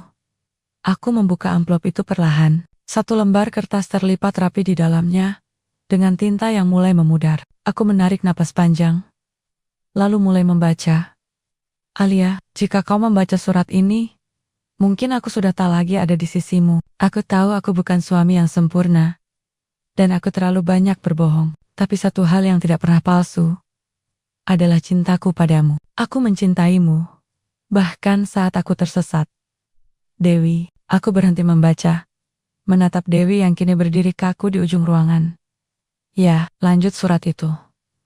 Aku mencintai Dewi juga, tapi bukan dengan cara yang sama. Ia datang saat aku kehilangan diriku, saat tekanan bisnis dan politik membuatku hampir gila. Ia menyelamatkanku, tapi ia juga membuatku sadar betapa berharganya kau. Enake, bukan kesalahan, tapi juga bukan pengkhianatan. Ia hanyalah akibat dari dua orang yang sama-sama kehilangan arah. Dan aku tidak ingin kebodohanku menghancurkan hidup kalian berdua. Alia, aku menitipkan semuanya padamu. Rumah, perusahaan, dan bahkan lahan yang dulu selalu kau sebut tanah harapan. Tapi tolong, satu hal, jangan benci Dewi, dan jangan benci Bagas. Ia hanya melakukan apa yang kusuruh. Ia menyelamatkan hidupku lebih dari sekali, dan aku mempercayainya menjaga hidupmu setelah aku tiada. Jangan salahkan siapapun, Alia, salahkan aku saja. Arman, aku menurunkan surat itu perlahan. Tangisku tak tertahan lagi. Setiap kata terasa seperti pisau yang perlahan menguliti luka lama yang belum sempat sembuh. Aku menatap Bagas, air mata menetes di pipiku. Jadi selama ini, kau bersamaku? Karena dia, Bagas menatapku penuh luka. Tidak, Alia, aku mendekatimu karena tugasku, tapi aku bertahan karena hatiku. Aku terdiam, kata-katanya menggantung di udara. Berat, menyakitkan, tapi juga jujur. Dewi menatap kami berdua dengan pandangan getir. Arman memintanya menjagamu, Alia, dan meskipun aku benci mengakuinya, Bagas melakukannya dengan sepenuh hati. Aku memejamkan mata, membiarkan air mata terakhir jatuh. Jadi selama ini aku hidup dikelilingi kebohongan, tapi satu-satunya kebenaran justru datang dari orang yang paling tidak kuduga. Bagas melangkah, mendekat, tapi aku mundur selangkah. Jangan mendekat, bisikku lirih. Aku butuh waktu untuk bernapas, untuk memahami semuanya. Tentang cinta, pengkhianatan, dan pengorbanan yang entah harus kuanggap mulia atau kejam. Aku menatap keluar jendela. Hujan semakin deras, seperti mencuci bersih setiap kepingan luka yang berserakan. Bagas, kataku tanpa menoleh, kalau kau benar-benar mencintaiku, biarkan aku sendiri malam ini. Bagas menunduk, suaranya serak. Baik ya, tapi aku akan tetap di sini, di luar, menjagamu seperti yang Arman minta. Dan seperti yang aku mau. Aku melangkah ke dalam kamar yang dulu milikku dan Arman. Surat itu masih kugenggam erat. Sementara di luar sana, hujan belum juga berhenti. Dan di antara isak tangis dan suara petir, aku tahu, cinta yang tersisa bukan lagi tentang siapa yang kumiliki, tapi siapa yang rela kehilangan demi aku. Dan malam itu, di tengah suara hujan yang belum berhenti, aku tahu, hidupku baru saja berubah arah untuk kesekian kalinya. Keesokan paginya, aku bangun dengan mata sembab dan hati yang masih penuh tanda tanya. Surat Arman tergeletak di meja, sebagian basah oleh air mataku sendiri. Aku membaca ulang kalimat terakhirnya. Aku menitipkan semuanya padamu, termasuk Tanah Harapan. Tanah Harapan. Proyek itu sudah lama kutinggalkan sejak Arman meninggal. Dulu, ia menyebutnya sebagai impian sosial. membangun kompleks pertanian modern untuk masyarakat kecil. Tapi semakin kupikirkan, semakin terasa janggal. Kenapa Arman menekankan Tanah Harapan di surat terakhirnya? Dan kenapa harus Bagas yang menjaganya? Aku memutuskan pergi ke lokasi itu. Hari itu juga, Tanah Harapan terletak di pinggiran kota, sekitar 2 jam dari rumahku. Mobil melaju menembus kabut pagi, melewati jalan tanah yang belum sepenuhnya diaspal. Sesampainya di sana, aku hampir tak percaya. Hamparan hijau luas yang dulu jadi kebanggaan Arman, kini berubah seperti ladang tak terurus. Rumput liar tumbuh di mana-mana, gudang kosong, papan nama proyek retak di tepinya. Namun, di tengah kehancuran itu, aku melihat sesuatu yang tak terduga. Seseorang berdiri di bawah pohon besar, dengan topi jerami dan baju kerja lusuh. Bagas? Bagas? Suaraku parau. Ia menoleh, terkejut melihatku. Alia, kenapa kamu kesini? Aku melangkah mendekat, karena aku ingin tahu apa yang sebenarnya terjadi di sini. Apa yang Arman sembunyikan dariku? Bagas menunduk lama sebelum menjawab. Tanah ini bukan sekadar proyek sosial, Alia. Ini tempat Arman menaruh sebagian besar dananya, dan sebagian dari itu bukan miliknya. Aku terpaku. Mox and Moo. Sebagian uang yang ia investasikan di sini adalah dana dari investor luar negeri, yang dulu ia pakai tanpa izin. Ia pikir bisa menutupinya lewat hasil panen proyek ini. Tapi ketika semuanya gagal, ia panik. Ia sakit, dan sebelum meninggal, ia meminta aku menjaga lahan ini, agar tidak jatuh ke tangan yang salah. Aku memejamkan mata. Jadi, di balik semua kebaikan dan kemurahan hatinya, Arman juga menyimpan rahasia seberat ini. Dan Bagas, selama ini bukan hanya tukang kebun, ia penjaga rahasia masa laluku. Kenapa kau tidak memberitahuku sejak awal? Tanyaku lirih. Bagas menatapku.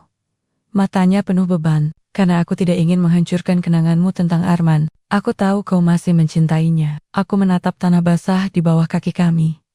Dan sekarang aku hanya ingin kau tahu yang sebenarnya, supaya kau bisa memilih, mempertahankan nama besar keluarga Arman, atau memperbaiki kesalahan yang ia tinggalkan. Aku menatapnya lama, lalu tersenyum getir. Kau tahu, Bagas, hidup ini lucu. Aku punya segalanya. Rumah, harta, nama besar. Tapi sekarang, yang kumiliki hanyalah lahan kosong, dan seseorang yang mengajarkanku arti jujur. Bagas menatapku. Tatapannya lembut, namun berjarak. Kalau kau memutuskan untuk memperbaiki semuanya, aku akan membantumu. Tapi, setelah itu, aku akan pergi. Jantungku mencelos. Pergi ke mana? Kemanapun tanah ini menuntunku. Mungkin kembali ke kampung, atau mungkin hanya menjauh dari hidupmu. Aku terdiam. Angin bertiup pelan, membuat rambutku berantakan dan helai-helai rumput berdesir di antara kami. Bagas, kataku akhirnya, kalau aku memilih memperbaiki semuanya, kau janji tidak akan pergi sebelum semuanya selesai? Ia menatapku lama, lalu mengangguk. Aku janji. Aku menatap hamparan tanah itu. Kini tak lagi kulihat sebagai beban atau proyek gagal. Disinilah segalanya dimulai. Dan mungkin, disinilah cinta kami akan diuji untuk terakhir kali. Sore itu, kami berjalan menyusuri ladang, memeriksa berkas lama yang disimpan Bagas di gudang tua. Dan di antara tumpukan kertas berdebu, aku menemukan satu map kecil bertanda tangan Arman. Di dalamnya ada surat perjanjian, nama-nama investor, dan satu hal yang membuat dadaku berdebar. Nama perantara proyek, Dwi Larasate. Aku menatap Bagas dengan mata melebar. Bagas, Dewi terlibat di proyek ini. Ia terdiam sesaat, lalu mengangguk pelan. Ya, dan aku rasa dia yang memegang kunci terakhir dari semua rahasia ini. Aku menatap jauh ke arah matahari yang mulai tenggelam. Bayangan jingga menutupi wajah Bagas, membuatnya tampak seperti potret masa lalu yang enggan pergi.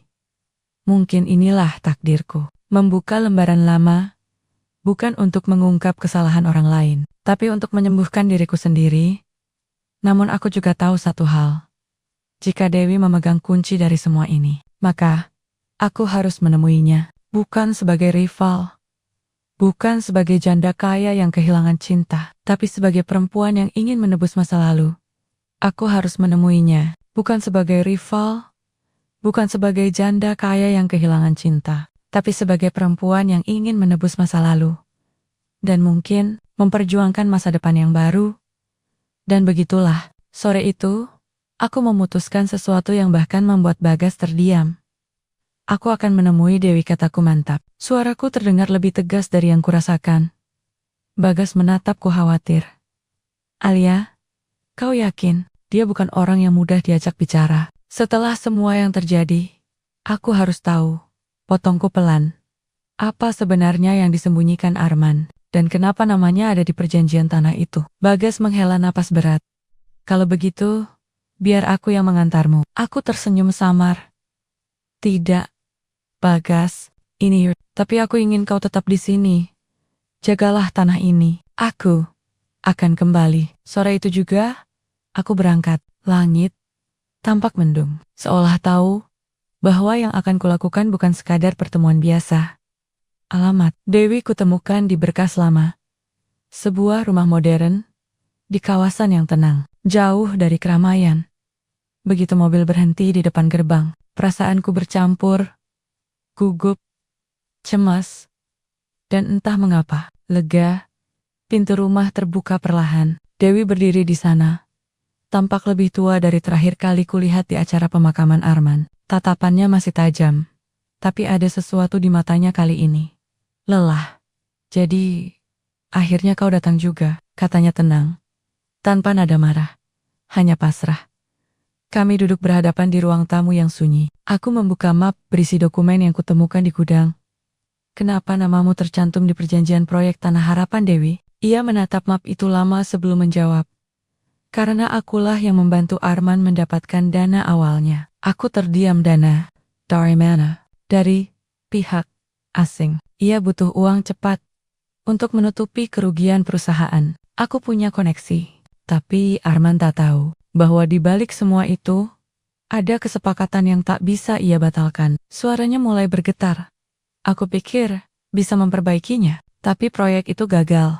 Dan Arman, dia tidak kuat menanggung tekanan. Aku menunduk. Semua potongan cerita mulai tersusun seperti puzzle, pahit, yang akhirnya utuh.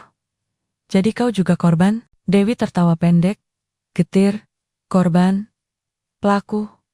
Mungkin keduanya. Aku mencintainya, Alia, tapi aku juga menghancurkannya. Tanpa sadar, keheningan menggantung di antara kami. Lalu ia menatapku lurus, tatapannya tajam namun jujur. Bagas datang ke hidupmu, bukan kebetulan. Arman memintaku mencari seseorang yang bisa menjagamu. Seseorang yang tidak akan memandangmu sebagai janda kaya, tapi sebagai perempuan yang perlu dipahami. Aku yang memilih Bagas. Kau yang memilihnya. Iya, karena aku tahu, hanya dia yang cukup jujur untuk melindungimu. Bahkan, dari diriku sendiri, aku tak bisa berkata apa-apa. Dunia seperti berputar. Segala rasa benci, cemburu, marah, dan rindu bercampur jadi satu. Kenapa kau memberitahuku semua ini sekarang? Tanyaku lirih. Dewi tersenyum tipis. Matanya berkaca-kaca. Karena aku akan pergi. Pihak luar negeri itu sudah menutup kasus ini, tapi mereka menuntut satu hal. Agar aku meninggalkan kota ini, dan tidak lagi mencampuri urusan perusahaan Arman. Tapi aku tak ingin pergi sebelum minta maaf padamu. Ia berdiri, lalu menunduk dalam-dalam. Alia, aku tahu aku tak pantas dimaafkan. Tapi, jika ada sedikit ruang di hatimu, tolong biarkan aku menebusnya dengan kejujuran ini. Aku menatapnya lama, lalu perlahan, aku berdiri dan mendekatinya. Dewi, ucapku pelan. Aku sudah terlalu lelah untuk membenci. Kalau Arman pernah mencintai kita berdua, mungkin karena kita memang dua sisi dari dirinya. Kau menyelamatkannya saat ia terjatuh. Aku menemaninya saat ia bangkit. Tidak ada yang salah di sana. Hanya takdir yang terlalu rumit. Air mata jatuh dari mata Dewi. Untuk pertama kalinya, sejak suamiku meninggal, aku memeluk seseorang tanpa rasa dendam. Beberapa jam kemudian, saat aku keluar dari rumah itu, langit mulai cerah. Hujan reda, menyisakan aroma tanah basah. Aroma yang anehnya mengingatkanku pada Bagas. Aku menatap langit jingga, dan di dalam hati, aku tahu, langkah berikutnya adalah pulang. Bukan hanya pulang ke rumah besar yang penuh kenangan, tapi pulang ke seseorang yang selalu menunggu. Dengan kesetiaan yang tak pernah menuntut balasan, aku kembali Tanah Harapan. Menjelang senja, Bagas sedang menanam bibit baru di petak kecil, dekat gudang. Tak menyadari kedatanganku, aku berdiri di belakangnya, mengamati punggung yang dulu hanya ku kenal sebagai milik seorang tukang kebun. Tapi kini ku kagumi sebagai laki-laki yang menjaga hidupku dengan cara paling sunyi. Bagas, panggilku lirih. Ia menoleh cepat. Dan untuk pertama kalinya setelah semua yang terjadi, aku tersenyum tanpa air mata. Terima kasih sudah menepati janji. Sekarang giliranku yang menepati punyaku. Namun bahkan sebelum Bagas sempat bertanya, aku menggenggam tangannya. Aku akan memperbaiki semuanya, Bagas. Proyek ini, nama Arman, bahkan hidupku sendiri. Tapi aku tidak ingin melakukannya sendiri lagi. Bagas terdiam. Matanya menatapku lama, seolah tak percaya dengan apa yang baru ku dengar. Alia, apa maksudmu? Aku menarik napas dalam. Maksudku, kali ini biarkan aku menanam bersama, bukan bunga matahari, tapi masa depan. Senja mulai turun, menutupi kami dengan cahaya keemasan yang hangat. Di tengah tanah, yang dulu jadi simbol dosa dan kehilangan, aku dan Bagas berdiri berdua. Dua orang yang sama-sama patah, tapi memilih tumbuh kembali. Dan untuk pertama kalinya, aku merasa benar-benar hidup. Namun takdir belum selesai menulis kisahku. Karena di balik keputusan itu, ada satu hal yang belum ku ketahui. Seseorang diam-diam mengawasi kami dari kejauhan. Dan ia membawa nama Arman bersamanya. Senja mulai meredup. Tapi bayangan itu tetap di sana. Dari balik pepohonan di tepi lahan, aku bisa merasakan sepasang mata mengintai kami. Bagas masih sibuk menutup tanah dengan sekop, sementara aku mencoba menenangkan detak jantungku yang tiba-tiba tak beraturan. Bagas, bisikku pelan. Aku rasa kita tidak sendirian. Ia menoleh cepat, menajamkan pandangan ke arah yang sama. Angin sore berhembus, menggoyangkan dedaunan, tapi tak ada siapapun. Namun beberapa detik kemudian, samar-samar terdengar langkah kaki menjauh. Cepat, terburu-buru. Bagas refleks berlari mengejar. Tapi aku menahan lengannya. Tidak usah, kataku. Kalau dia ingin menemuiku, cepat atau lambat, dia akan datang sendiri. Aku mencoba terlihat tenang. Padahal, dalam hati, aku tahu, bayangan itu bukan sekadar orang asing.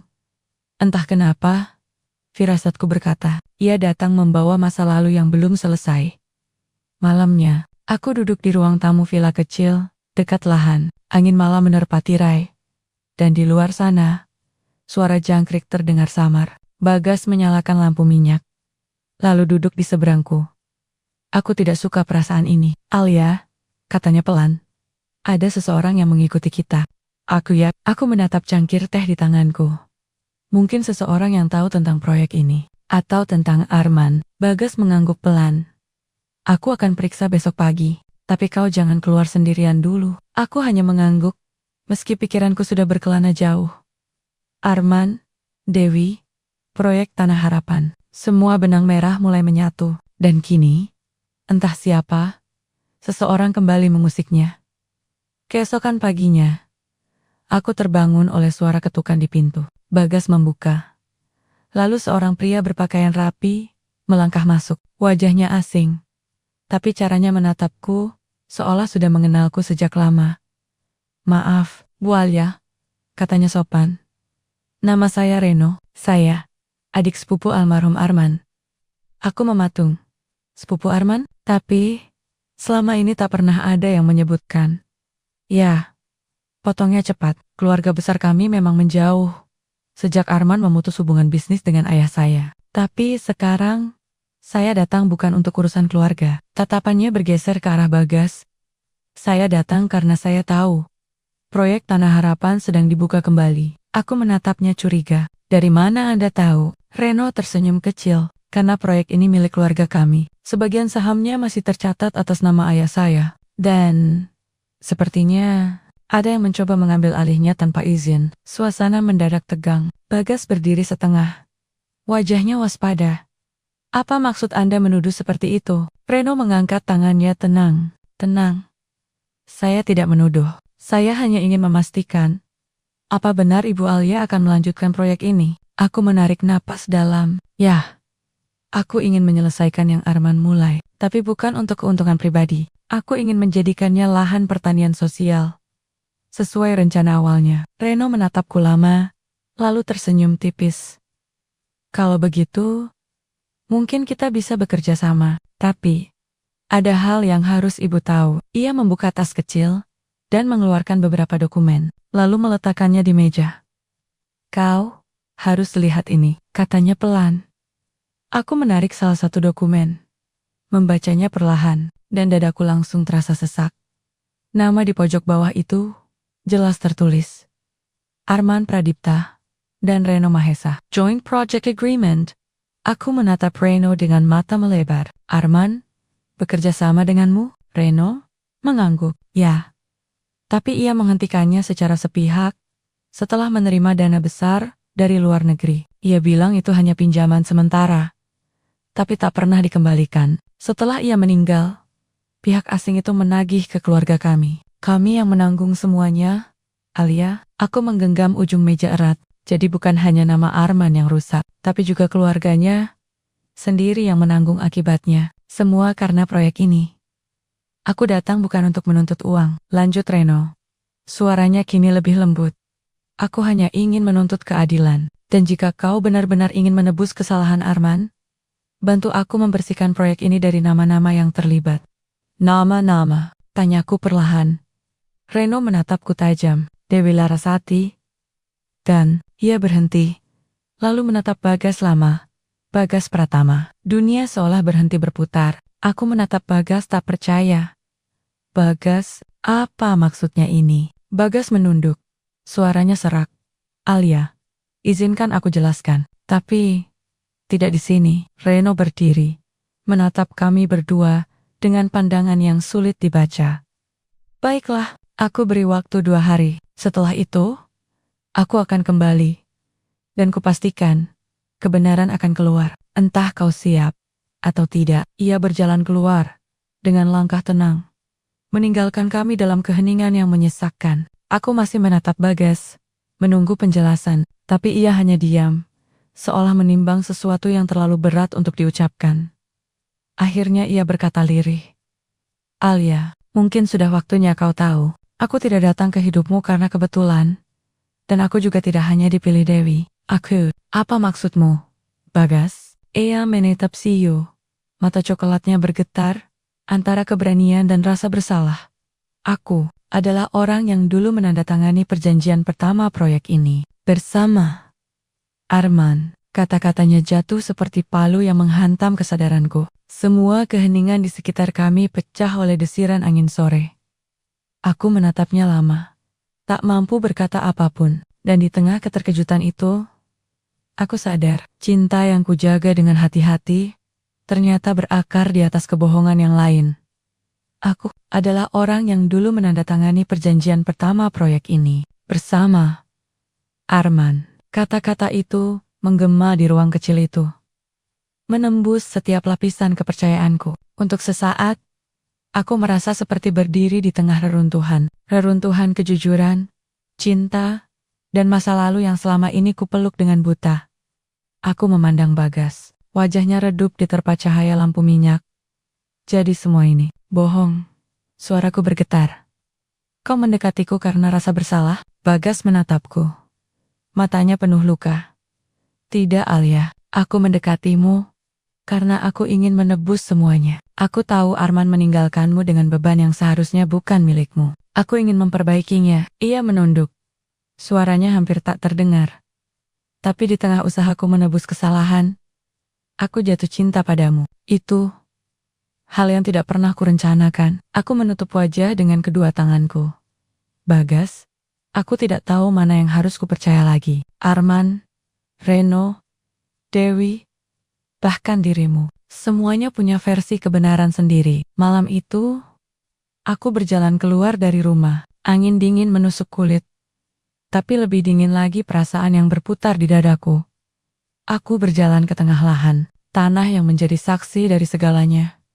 Cinta, kehilangan, dan dosa yang diwariskan dari generasi sebelumnya. Suara langkah menyusul di belakang. Jangan pergi seperti ini, Alia. Suara Bagas memecah kesunyian. Aku tak menoleh. Kau tahu apa yang paling menyakitkan, Bagas? Bukan kebohonganmu, tapi kenyataan bahwa setiap orang yang kucintai selalu meninggalkan luka yang sama. Aku tidak akan meninggalkanmu, katanya cepat. Tidak lagi. Aku menatapnya dengan mata yang nyaris basah. Kalau begitu, buktikan. Bukan dengan kata-kata, tapi dengan kejujuran. Katakan padaku seluruhnya. Bahkan jika itu akan membuatku membencimu. Bagas menarik napas panjang. Aku dan Arman dulu teman baik. Kami sama-sama ingin membangun proyek Tanah Harapan. Tapi ketika dana dari luar negeri masuk, Arman berubah. Ia tergiur, dan kami berselisih. Aku menolak ikut dalam perjanjian baru itu. Tapi, aku sudah terlanjur menandatangani kontrak awal bersamanya. Ia menatap tanah di bawah kakinya. Ketika proyek itu kolaps, namaku ikut tercoreng. Aku kehilangan semuanya. Tapi, Arman, ia masih punya keluarga, punya kamu, dan aku hanya punya rasa bersalah. Aku terdiam. Jadi selama ini, kau menolongku karena ingin menebus rasa bersalah. Bagas menggeleng pelan. Awalnya, ya. Tapi sejak hari pertama aku melihatmu berjuang sendirian di makam Arman, aku tahu, aku tidak hanya ingin menebus. Aku ingin melindungimu. Air mata airnya jatuh juga. Mungkin karena aku tahu, cinta paling jujur kadang lahir dari hati yang paling bersalah. Keesokan harinya, Reno datang lagi. Kali ini, bukan dengan ancaman. Ia datang dengan satu amplop coklat besar dan wajah yang lebih tenang. Saya sudah memeriksa ulang dokumen lama, katanya.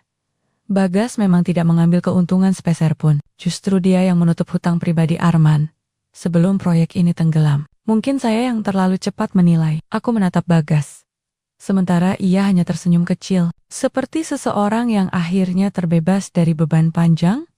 Reno melanjutkan, jika kalian berdua masih berniat melanjutkan proyek Tanah Harapan, saya siap membantu. Tapi kali ini, mari kita mulai dari nol, dengan nama baru, tanpa bayangan masa lalu. Beberapa bulan kemudian, tanah itu mulai hidup kembali. Suara cangkul terdengar lagi setiap pagi.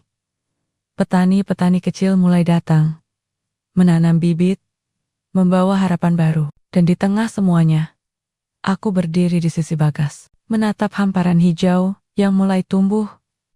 Alia, katanya lembut, aku tidak tahu apakah aku pantas mencintaimu setelah semua ini. Aku menatapnya, lalu tersenyum samar. Cinta bukan tentang pantas atau tidak, Bagas. Cinta adalah tentang berani. Dan hari ini, aku memilih berani lagi. Ia menggenggam tanganku erat. Dan untuk pertama kalinya, setelah sekian lama, aku tidak merasa sendirian lagi. Langit di atas kami berwarna keemasan, dan suara cangkul di tanah itu terdengar seperti irama baru. Bukan dari masa lalu, tapi dari kehidupan yang akhirnya berani dimulai kembali. Kini, setiap kali aku menatap hamparan lahan itu, aku tahu satu hal. Aku mungkin janda terkaya di kota ini, tapi kekayaan sejati bukanlah rumah megah, bukan pula saham atau warisan, melainkan keberanian untuk memaafkan dan mencintai lagi, meski dari tanah yang sama tempat luka dulu tumbuh. Malam itu,